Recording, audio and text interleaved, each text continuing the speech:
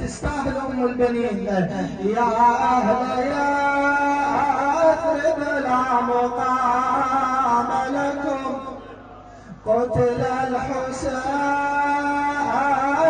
فادمعي مترا، الجسم منه بكربلاء مضرج، والرأس منه على القناة يدار، أولا صوت منها الجمع الأكبار، طلعت مرة تمشي وتعثر، أو تنادي ناعشها الخبر، ولا صوتك لعند الصخر فسر، أثار المرم عباس الأزهر، أخبرها بشر بمقتل الحسين، ورجعت أم البنين إلى الدار.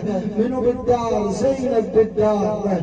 زينب أغلقت الباب ووقفت مرة على الباب، قالت لها لا تدخلين وحدة، أريد أبكي على الحسين، الطريق كله سبي وشماتة وأعداء وما بكيت، أريد أبكي على الحسين، لا تطلبين وحدة.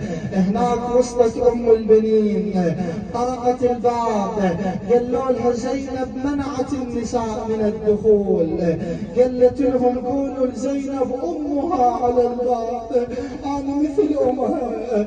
عاد زينب سمعت الصوت من داخل البيت، صاحت يا الفواطم فك الباب، فك الباب، فتح الباب، اجا العزاء، اجا العزاء، صاحت يا الفواطم فك الباب، وتلقم شجتنا بالمصاف، هاي ام البنين ونسل الاطياف،